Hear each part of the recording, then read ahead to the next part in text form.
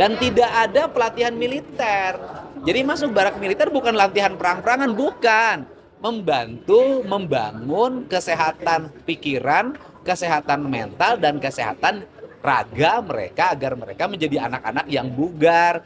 Jadi begini, kan kita ini baru ramai ketika ada kebijakan yang dianggap berbeda dengan tempat lain.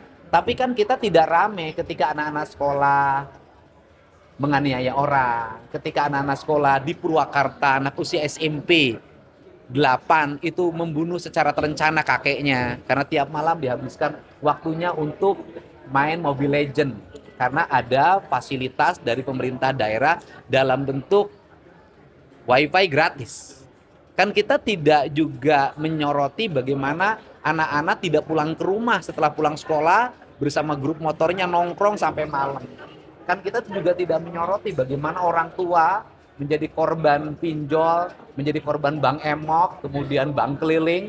Mereka mengalami kemiskinan akut sampai rumahnya disita, sampai kompor gasnya disita, demi pendidikan anak-anaknya yang anak-anak itu kepentingannya untuk studi banding, studi tour, perpisahan, outing kelas. Nah, coba tanya deh ke jajaran TNI dan Polri, apa sih yang terjadi pada anak muda hari ini? Satu, tangannya rapuh. Jadi ada orang yang main panco aja patah. Karena makanannya junk food, fast food. Yang kedua, kakinya kalau loncat latihan, loncat dari mobil tuh patah dan keseleo. Kenapa? Karena tidak pernah jalan kaki. Nah di balik itu negara, berapa sih kebutuhan subsidi BBM yang digunakan untuk motor-motor yang digunakan oleh anak-anak yang di bawah umur yang belum waktunya berkendaraan bermotor. Coba hitung, saya malah akan melakukan audit itu.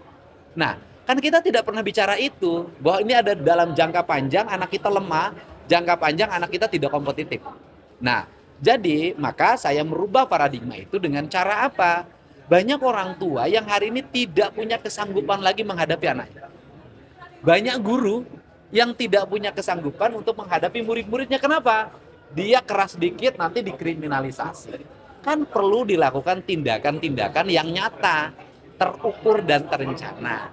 Maka salah satu pilihannya adalah melibatkan TNI Polri menjadi bagian dari upaya pembinaan mereka. Siapa yang dibina? Mereka yang mengalami kenakalan akut yang sudah mengarah kriminal. Bagaimana cara membinanya? Ya orang tuanya nanti menyerahkan dalam bentuk surat pernyataan, mengantar ke barak TNI-nya, mengantar ke barak Polri-nya, dan mereka status pelajarnya tidak akan hilang.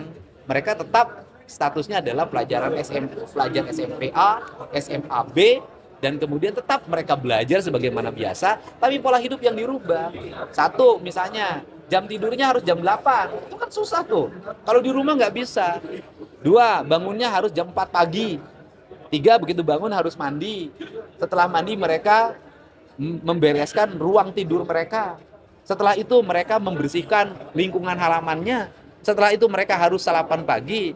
Setelah itu mereka pergi ke sekolah. Sore harinya nanti mereka belajar berolahraga, bersepak bola, main voli, latihan baris berbaris, push up, sit up. Yang itu saya lakukan dulu ketika SMA. Hari Senin Kemisnya diajarin puasa Senin Kamis. Setelah maghrib mereka belajar mengaji bagi muslim. Kan bagus. Kan ini arah pembinaan yang tidak didapatkan di ruang lingkup kehidupan pribadi mereka di lingkungan rumah. Dan tidak ada pelatihan militer. Jadi masuk barak militer bukan latihan perang-perangan, bukan. Membantu membangun kesehatan pikiran, kesehatan mental, dan kesehatan raga mereka agar mereka menjadi anak-anak yang bugar, tidak minum, tidak merokok, tidak makan eksimer, tidak minum ciu. Yang itu obat-obatan itu marak di mana-mana.